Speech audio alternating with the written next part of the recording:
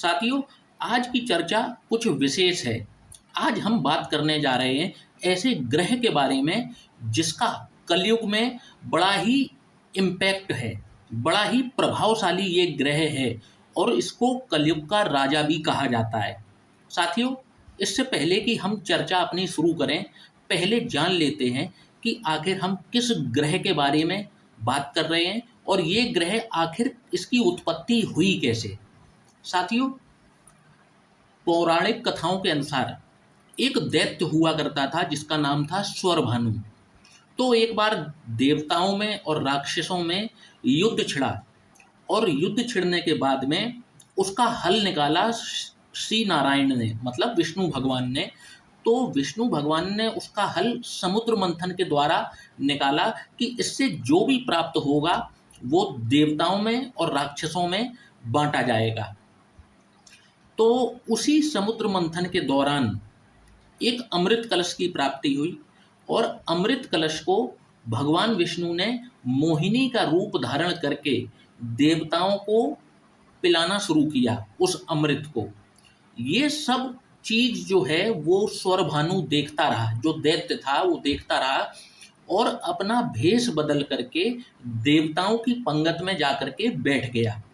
और देवताओं की पंगत में बैठने के बाद में जो श्री नारायण ने जो अमृत कलश जो सभी देवताओं को पिला रहे थे, अमृत पिला रहे थे, उसी पंगत में बैठे स्वरभानु को भी धोखे से वे पिला गए और स्वरभानु ने उसका पान कर लिया अमृत का। यह बात सूर्यदेव को और चंद्रदेव को जब पता लगी तो उन्होंने मोहिनी का रूप धारण किए हुए श्रीमन नारायण को बता दिया कि ये स्वरभानु है, ये राक्षस है। तो विष्णु भगवान ने अपने चक्र से उसका सिर और धड़ अलग अलग कर दिया। तो जो सिर वाला हिस्सा है जिसे ड्रैगन्स हेड बोलते हैं, सर्प का मुंह बोलते हैं, वो बना राहु। और जो ड्रैगन्स टेल यानी कि सांप की पूंछ, ये बने केतु। यहीं से सिलसिला शुरू हुआ राहु का। तो राहु और केतु की उत्पत्ति साथियों कुछ इस प्रकार से हुई। अब ये क्योंकि सूर्यदेव और चंद्रदेव ने इनका भेद खोला था तो ये अपना सबसे बड़ा शत्रु सूर्य को और चंद्र को ही मानते हैं। और जब भी आपने देखा होगा कि ग्रहण लगते हैं तो सूर्य को और चंद्रमा को ही ये ग्रसते हैं, अपना ग्रास बनाते हैं राहु केतु। अब ये तो बात हो गई इनकी उत्पत्ति की। अब बात करेंगे कि इनका आखिर हमारी जन्म कुंडली में इम्पोर्टेंस क्या है। तो साथियों, राहु भी अन्य ग्रहों की तरह हमारी कुंडली को बैलेंस करने का कार्य करते हैं। ये उनका दायित्व है कि वो अच्छे परिणाम दे रहे हैं कि बुरे परिणाम दे रहे हैं, ये बात एक अलग है। उनकी नियुक्ति ही इसी कार्य के लिए की गई है नव ग्रहों में, इसीलिए उनको ये स्थान दिया गया है कुंडली को बैलेंस करने का। ठीक है, तो अब आज हम जो चर्चा करेंगे वो राहु ग्रह की चर्चा करेंगे कि विभिन्न भावों में विराजमान होकर के राहु किस प्रकार का परिणाम देने का कार्य करते हैं। ठीक है, अब वीडियो बस स्टार्ट करने ही जा रहा हूँ। उससे पहले ये जान लेते हैं कि राहु किन लग्नों में अच्छे कहे जाते हैं, किन लग्नों में खराब कहे जाते हैं। तो साथियों, अच्छे ये इन लग्नों में होते हैं। क्यों होते हैं? क्योंकि ये लग्नें शुक्र देव की होती हैं, बुध देव की होती हैं और शनि देव की होती हैं। राहु इनको अपना मित्र मानते हैं। और खराब किन लग्नों में होती हैं? तो मेष लग्न, कर्क लग्न, सिंह लग्न, वृश्चिक लग्न, धनु लग्न और मीन लग्न। तो जब तक इनकी विशेष परिस्थिति में ये विराजमान ना हो, इन लग्नों में ये खराब फल देते हैं। और जब तक बहुत बुरे ना बैठे हों तब तक इन लग्नों में ये अच्छा फल ही देते हैं। तो साथियों, ये कुछ विस्तृत जानकारी मैंने आपको दे दी। अब हम शुरुआत करते हैं और जान लेते हैं कि राहु अगर किसी व्यक्ति के लग्न में विराजमान हो जाए तो किस तरीके का परिणाम देने का कार्य करते हैं। तो साथियों, जब भी लग्न में राहु देव विराजमान होते हैं तो पहले आप व्यक्ति की कुछ कैरेक्टर सुन लीजिए, कैरेक्टरिस्टिक सुन लीजिए कि व्यक्ति का स्वभाव किस प्रकार का होता है। तो जब भी राहु लग्न में होता है आप देखेंगे कि ऐसे व्यक्ति का जो दिमाग है कभी भी सही कार्यों में नहीं लगता, हमेशा इनको खुराफात में ही इनका दिमाग लगेगा, पहली चीज। दूसरी चीज आप ये देखेंगे कि इन व्यक्तियों को किसी प्रकार का मतलब बेपरवाह होते हैं किसी भी चीज के लिए, मतलब किसी से भी भिड़ जाना, किसी से भी पंगा ले लेना, चाहे इनको पता भी चल जाए कि सामने वाला कितना पावरफुल है या वो कितना कुछ इनका बिगाड़ सकता है, फिर भी इनको पंगा लेना है तो लेना है। भविष्य के सुनहरे सपनों में खोए रहेंगे और हकीकत से बिल्कुल बेपरवाह रहते हैं। यहाँ पर बैठा हुआ राहु इनको दिशा भ्रमित जीवन में अवश्य करता है, और जब भी राहु की महादशा इनको प्राप्त होती है तो आप देखेंगे कि इनको ये दिमागी तौर पर, मानसिक तौर पर अत्यंत पीड़ित करने का कार्य करते हैं। और यदि खराब लग्नों में अगर यहाँ पर विराजमान है, अगर आपकी लग्न इनमें से कोई एक है और राहु आपके लग्न में विराजमान है और राहु की आपको महादशा लग गई है, तो आपको राहु की शांति नितांत करवा ही लेनी चाहिए, क्योंकि ये महादशा आपके लिए काटनी मुश्किल पड़ सकती है। बहुत परेशान करने वाली ये महादशा राहु की होती है। इवन महादशा छोड़िए, अंतरदशा भी पड़ती है तो बहुत परेशान करती है। साथियों, अब बात कर लेंगे राहु यदि किसी व्यक्ति के द्वितीय भाव, जो कि धन, कुटुंब और वाणी का भाव है, यदि यहाँ विराजमान हो जाए तो कैसा परिणाम दिखाएंगे। आप देखेंगे ऐसे व्यक्ति की जो वाणी है, वाणी कुछ कठोर दिखाई पड़ेगी आपको। जो व्यक्ति बोलेगा तो कठोरता से बोलता है, परंतु ऐसे व्यक्ति जो होते हैं हृदय के बिल्कुल साफ व्यक्ति होते हैं। जो उनके पेट में होता है वही इनके जबान पर होता है, मतलब ट्रस्टवर्दी लोग होते हैं। आप इनकी बातों पर ट्रस्ट किया जा सकता है। ऐसे लोगों का साथ, गैर तो छोड़िए, अपने इनके जो परिवार के लोग होते हैं वो भी इनका साथ नहीं देते जब इनको सबसे ज़्यादा उनकी नीड होती है। और इनकी टांग खींचने का कार्य, या यूं कहें कि परिवार वाले ही इनसे दुश्मनी मोल लेकर के बैठे रहते हैं। ऐसे लोगों को आंखों से संबंधित और दांतों से संबंधित कोई ना कोई समस्या आती जरूर है, दांतों से संबंधित और आंखों से संबंधित। और यदि ये शत्रु लग्न में विराजमान है तो यहाँ पर ये व्यक्ति को पाई पाई के लिए मोहताज कर देते हैं, पाई पाई के लिए मोहताज कर देते हैं। और कई बार तो यहाँ पर बैठ करके राहुदेव व्यक्ति को कर्ज में डुबाने का कार्य भी कर देते हैं। व्यक्ति कर्ज में डूबता चला जाता है। और खास तौर पर मंगल की राशि अगर यहाँ पर हो, या फिर मंगल की राशि में विराजमान हो, मंगल के नक्षत्र में विराजमान हो, तो आप ये बात 99% मान करके चलिए कि यदि इनकी महादशा आपके ऊपर चल गई तो ये आपको कर्ज में डुबाने का कार्य अवश्य कर देंगे। साथियों, अब बात कर लेते हैं राहु यदि किसी के तृतीय भाव, जो कि पराक्रम का भाव है, यदि यहाँ पर विराजमान हो जाए तो कैसा परिणाम दिखाएंगे। तो राहु की ये प्लेसमेंट को अच्छा कहा गया है, क्योंकि राहु पावरफुल प्लेनेट है। पराक्रम के भाव में आकर के पूरा बल देता है, इस भाव को बल देता है, व्यक्ति के पराक्रम में वृद्धि करता है। ठीक है। इसके बाद में व्यक्ति जो है अनुशासित जीवन जीना पसंद करता है। यहाँ पर बैठा हुआ राहु व्यक्ति को सेलिब्रिटी बनाने तक का ताकत रखता है, व्यक्ति को फेमस कराने का कार्य, मतलब ताकत रखता है यहाँ पर बैठा हुआ। कुछ और भी कॉम्बिनेशंस होते हैं, जब वो भी फलित होते हैं तो व्यक्ति बहुत अच्छा सेलिब्रिटी, ऊंचा सेलिब्रिटी, फेमस सेलिब्रिटी बनता है। परंतु यहाँ पर एक बात तय है कि व्यक्ति को अनुशासित ढंग से जीवन जीना पसंद होता है, और वो ऐसे ही लोगों को अपना मित्र भी बनाता है जो अनुशासन से अपना जीवन व्यतीत करते हों, लिखने पढ़ने के शौकीन होते हैं, कोई ना कोई छोटी मोटी लाइब्रेरी ये मेंटेन करते हैं, और जब भी इनको समय मिलता है ये किताबों के साथ अपना समय बिताना पसंद करते हैं। पता नहीं अपने भाई बहनों के साथ में इनको क्या हो जाता है कि ये अपनी जायज़ चीज़ें भी उनसे मनवा नहीं पाते और लाचार दिखाई पड़ते हैं अपने भाई बहनों के सामने। अपनी मतलब जो अच्छी बातें भी हैं ना, उनको भी ये अपने भाई बहनों से नहीं मनवा पाते। जब भी चतुर्थ भाव में राहु विराजमान हो, जो कि सुखों का भाव है, माता का भाव है, जब भी राहु यहाँ पर विराजमान होते हैं तो आप देखेंगे कि ऐसे व्यक्ति के अपनी माता के साथ में वैचारिक मतभेद होते हैं। इनका मतलब जो है वो हमेशा विचार जो हैं वो मिलेंगे नहीं इनकी अपनी माता के साथ में। ऐसा व्यक्ति दुखों को खोज खोज कर निकालने वाला होता है। किसी चीज़ में कमी यदि निकालनी हो तो आप इनको इनवाइट करके देखिए, अच्छी खासी चीज में ये आपको कमी निकाल करके पकड़ा देंगे। अच्छे भले माहौल में दुखी कैसे हुआ जाता है, दुखी कैसे रहा जाता है, इनसे बेहतर कोई नहीं जानता, क्योंकि शायद इन्होंने इस चीज पर पीएचडी कर रखी है। इस प्रकार का राहु यहाँ पर इनको फल प्रदान करते हैं।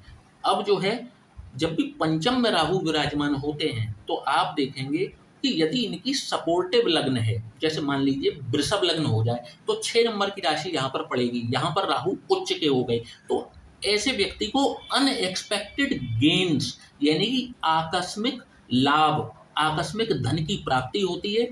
ऐसा व्यक्ति यदि शेयर मार्केट में उतरता है तो उसको बम्पर लाभ होता है, यदि वृषभ लग्न है और राहु यहाँ पर विराजमान हो जाए।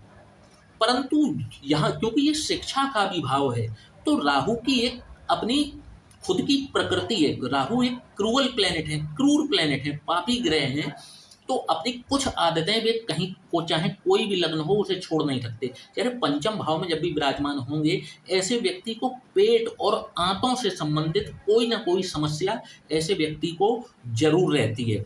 जहां बात ज्ञान की आ जाए वहां पर राहु सपोर्ट नहीं करते, तो पंचम भाव में विराजमान होकर के ये इनकी शिक्षा को बाधित करने का कार्य भी कर देते हैं। मल्टीपल अफेयर्स यहाँ पर होते हुए देखे जाते हैं जब भी राहु पंचम भाव में विराजमान हो।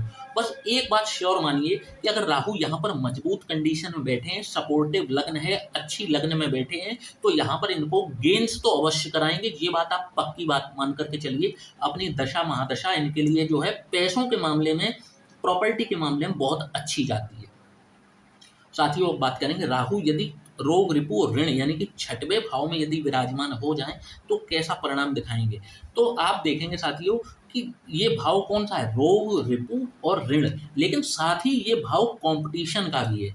तो यहाँ पर बैठे हुए राहु कंपटीशन में जबरदस्त सफलता दिलाते हैं। जहां बात पावर की आ जाए, पराक्रम की आ जाए, आप आंख बंद करके कह सकते हैं, जैसे कर्म में आ जाए, तृतीय में आ जाए, यहाँ पर आ जाए, तो ये अब क्योंकि पावरफुल ग्रह है तो अपनी पावर दिखाता है। तो ऐसे ये शत्रुओं का भी भाव है, इसलिए यहाँ पर जब भी राहु विराजमान होते हैं तो शत्रुहंता योग बनाते हैं। शत्रुओं का नाश करने वाला व्यक्ति ऐसा होता है। परंतु नाश कैसे करेगा? छल के द्वारा, अपनी कूटनीति के द्वारा ये अपने दुश्मनों को धराशायी कर देता है। और ऐसा नहीं है, ऐसे व्यक्ति के शत्रु भी बड़े बड़े होते हैं और फिर उन शत्रुओं पर ये विजय कराता है। ऐसे व्यक्तियों को कंपटीशन में ये विजय करा देता है। ऐसा व्यक्ति गलत तरीके से धन अर्जित भी अवश्य करता है, मतलब जिसे नंबर 2 का धन कहते हैं, ऐसा व्यक्ति जो है उसको भी अर्जित करता है। रीढ़ से संबंधित या पीठ या कमर से संबंधित कोई ना कोई इनको परेशानी अवश्य देखी जाती है इनके साथ में।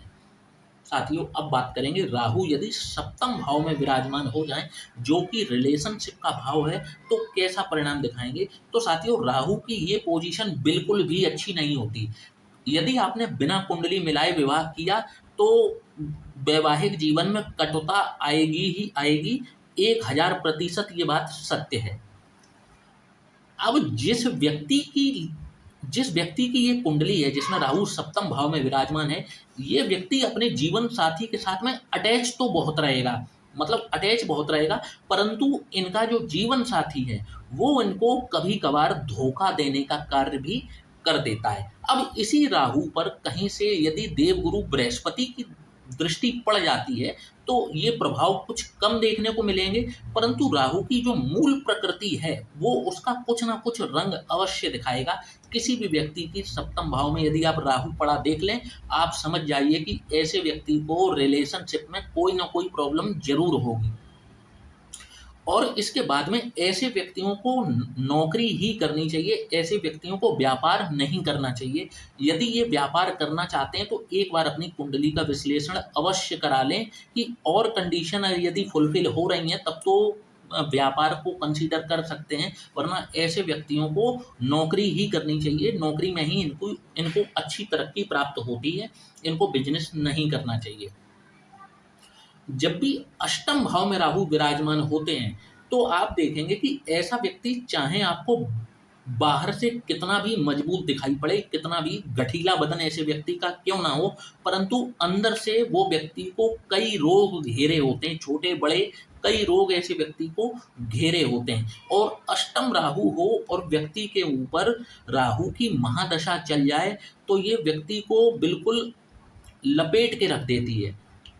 मानसिक रूप से ऐसे व्यक्ति से अगर पूछा जाए कि नर्क किसे कहा जाता है, तो आप इनसे पूछ लेना, जब इनके अष्टम में राहु विराजमान हो और इन पर महादशा चल रही हो तो इनसे पूछेगा नर्क किसे कहा जाता है, तो ये बताएंगे कि धरती पर ही नर्क है।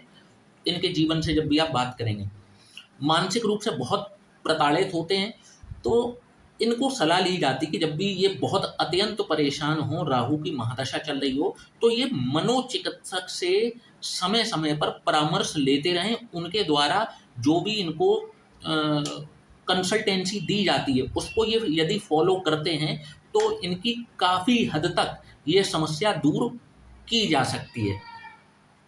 साथियों, अब बात करेंगे राहु जब भी नवम भाव, जो कि भाग्य का भाव है, यहाँ पर विराजमान होते हैं, पिता का भाव है, तो आप देखेंगे कि ऐसा व्यक्ति, पहली बात तो यदि शत्रु लग्न है तो धर्म विमुख कार्य करता है। धर्म से, आचरण से नहीं चलेगा, हमेशा उल्टा चलेगा, धर्म के विरुद्ध कार्य करेगा। पहली चीज, ऐसे व्यक्ति की अपने पिता के साथ में घोर विवाद होते हैं। और विवाद ना हो तो वैचारिक मतभेद ऐसे होते हैं कि अगर पिता कहेंगे पूरब चलना है तो ये कहेंगे पश्चिम चलना है, मतलब इतना भी इनके विचार नहीं मिलते। यदि ये राहु की महादशा में कोई रिस्क लेकर के बड़ा कार्य करते हैं तो उसमें औंधे मुंह गिरना इनका सुनिश्चित हो जाता है, यदि ये लग्न हैं तो। और ये लग्न है तब भी धर्म विमुख कार्य तो करेंगे, परंतु यहाँ पर कई बार ये जो है वो भाग्य में तेजी से कुछ ना कुछ बढ़ोतरी भी कर देते हैं राहु यहाँ पर बैठ करके, परंतु धर्म विमुख दोनों ही लग्नों में ये कर देंगे और पिता के साथ में वैचारिक मतभेद भी देते हैं। परंतु यदि ये लग्न है और ये रिस्क लेकर के कार्य कर दें तो उसमें औंधे मुंह ये जरूर गिरेंगे, इसमें इनको हानि अवश्य होगी। साथियों, अब बात कर लेते हैं राहु जब भी दशम भाव में विराजमान हो तो कैसा परिणाम दिखाएंगे। तो साथियों, आप विश्वास नहीं करेंगे, परंतु दशम राहु वाले जो हैं ये एक नंबर के आलसी व्यक्ति होते हैं। यदि ये अपने जीवन से आलस्य का त्याग कर दें तो ये राहु यहाँ पर राजयोग का निर्माण कर देता है। परंतु आप देखेंगे राहु की महादशा में तो ये बहुत मेहनत करेंगे, इन पे मेहनत करेंगे नहीं, इन पे करवाई जाएगी, इनके सामने ऐसी कंडीशंस आ जाएंगी कि ये मेहनत करने पर मजबूर हो जाएं। परंतु आप देखेंगे कि ऐसा व्यक्ति जो है आलस्य प्रधान होता है और हमेशा भविष्य के सुनहरे सपनों में खोया रहना पसंद करता है। यहाँ पर बैठे हुए राहु राजनीति के क्षेत्र में तो अच्छा करते हैं, अच्छे परिणाम देते हैं, और यदि ये मेहनत करते हैं और कई बार इनको हाई अथॉरिटी पर भी बैठा देखा जाता है। कई बार ये आपको यहाँ पर विराजमान राहु आपको राजनीति में मंत्री पद तक दिला देते हैं। कई बड़े बड़े राजनीतिक हमारे देश में हुए जिनके दशम भाव में राहु विराजमान देखा गया है। इसी में एक हमारे महात्मा गांधी भी हैं। अमित शाह की कुंडली में भी राहु जो हैं वो दशम भाव में ही विराजमान है, परंतु वहाँ पर उच्च के विराजमान हैं, मिथुन राशि में विराजमान है अमित शाह जी की कुंडली में। तो दशम भाव का राहु जो है राजनीति के क्षेत्र में अच्छे परिणाम देता है। बार बार कैरियर चेंज ऐसे व्यक्तियों का होता है, बार बार ये कैरियर चेंज करते रहेंगे, कभी भी अपने कैरियर से सेटिस्फाइड नहीं होते। और यदि राहु यहाँ पर मंगल के नक्षत्र में विराजमान हो जाए तो इनकी नवम दृष्टि जो है वो रोग रिपु ऋण के भाव पर आती है। कई बार ये आपको ऋण में फंसाने का कार्य कर देते हैं और फिर उस ऋण से आपको बहुत मुश्किल से मुक्ति मिलती है। राहु जब भी यहाँ पर मंगल की राशि या मंगल के नक्षत्र में विराजमान हो जाते हैं तो यहाँ पर तो दशम भाव में राहु जो हैं वो इनके जो नेगेटिव इफेक्ट हैं वो ये हैं कि बार बार कैरियर का चेंज हो जाना, और कैरियर चेंज के साथ में इनके जीवन में आप देखेंगे माता पिता से संबंधित इनको कष्ट अवश्य होते हैं। माता पिता का या तो जीवन संघर्षपूर्ण होता है या फिर माता पिता जो हैं वो कुछ खास जीवन में इनके पिता नहीं कर पाते, गरीबी देखते हैं और वो गरीबी का कुचक्र इनको भी घेरता है जीवन में। परंतु यदि ये मेहनत करना ना छोड़ें तो ये शिखर पर भी अवश्य पहुंचते हैं। यहाँ पर बैठे हुए राहु अत्यंत पावरफुल हो जाते, केंद्र स्थानों में सबसे पावरफुल हाउस होता है दशम हाउस, और दशम भाव में सबसे पावरफुल हाउस में राक्षसों की सेना के सेनापति आगे विराजमान हुए हैं।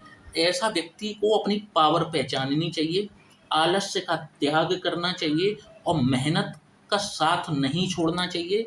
तो ऐसा व्यक्ति टॉप पोजीशन पर पहुंचने से ऐसे व्यक्ति को कोई भी नहीं रोक सकता।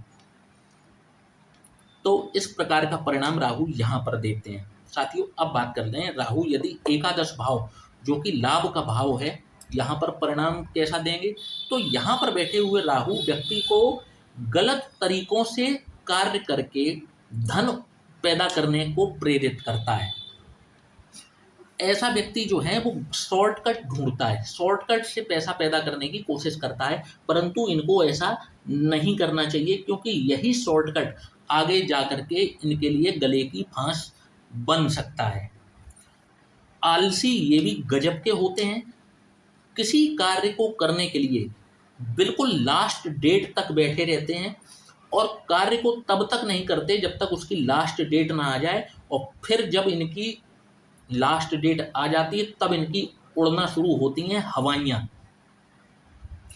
कई बार यहाँ पर बैठे हुए राहु जो हैं, आप देखेंगे कि ऐसा व्यक्ति जो है अपने बॉस तक को बेवकूफ़ बनाते हुए देखा जाता है। जो इनके बॉस हैं वो भी इनकी बातों में आ जाते हैं और इनको कई बार ये मूर्ख बनाने का कार्य करते हैं। ऐसे व्यक्ति को अपने मित्रों से धोखा अवश्य मिलता है। ऐसे व्यक्तियों को अपने मित्रों से बहुत ही सावधान रहना चाहिए, सोच समझ के मित्र बनाने चाहिए। कई बार यहाँ पर ये ट्रेडिंग का कार्य कर सकते हैं, कंसल्टेंसी का कार्य करते हैं और उसमें लाभ कमाते हैं। परंतु यहाँ पर बैठा हुआ राहु जब भी किसी व्यक्ति के हो, ऐसे व्यक्ति को पार्टनरशिप में कार्य नहीं करना चाहिए। यदि ये पार्टनरशिप में कोई कार्य करते हैं तो मेहनत करेंगे ये, और इनका जो पार्टनर होगा वो मेहनत का फल लेकर के चलता बनेगा। साथियों, अब बात करेंगे राहु किसी व्यक्ति के यदि द्वादश भाव में विराजमान हो जो कि व्यय का भाव है, तो यहाँ पर विराजमान राहु पहली चीज तो लाइफ में ऐसे बहुत हद तक चांसेस हैं कि यदि ये लग्न होती हैं तो व्यक्ति के ऊपर कोर्ट कचहरी के केस लगा सकता है। पहली चीज, ऐसा व्यक्ति जो है कई बार यहाँ पर विराजमान राहु व्यक्ति को हवालात तक की सहर करा देता है। पहली चीज, ठीक है। इसके बाद में राहु यहाँ पर बैठा हुआ राहु यदि व्यक्ति विदेश जाकर के रहने लगे, क्योंकि ये राहु यही चाहता है, यदि ये व्यक्ति विदेश में जाकर के रहने लगता है तो इसको लाभ मिलता है, विदेश में ये नाम कमाता है। ऐसा व्यक्ति यदि द्वादश भाव में राहु जिसके विराजमान हो, कई बार राहु यहाँ पर विराजमान होकर जो है व्यक्ति को ऋण के कुचक्र में फंसाने का कार्य कर देता है। ऐसे व्यक्ति कभी भी समय पर सही डिसीजन नहीं ले पाते हैं और जो है हमेशा इनडिसीजंस जो कहते हैं ना भ्रमित रहना, ऐसा व्यक्ति हमेशा भ्रमित रहता है, कभी भी सही समय पर सही निर्णय नहीं ले पाता। ऐसे व्यक्ति जिसका राहु द्वादश भाव में विराजमान हो, अपने पिता के द्वारा या अपने पुत्र के द्वारा या फिर अपनी माता के द्वारा बनाया हुआ घर ऐसे व्यक्ति को प्राप्त हो सकता है। यहाँ पर राहु ये बात का भी चांस बना देते हैं। तो साथियों, आशा करता हूँ कि आज आपको राहु से संबंधित ये वीडियो पसंद आया होगा। तो चैनल को लाइक और सब्सक्राइब करना ना भूलिएगा। यदि आप भी अपनी कुंडली का विश्लेषण करवाना चाहते हैं तो नीचे दिए हुए इस व्हाट्सएप नंबर पर आप हमसे संपर्क कर सकते हैं। जय श्री राम।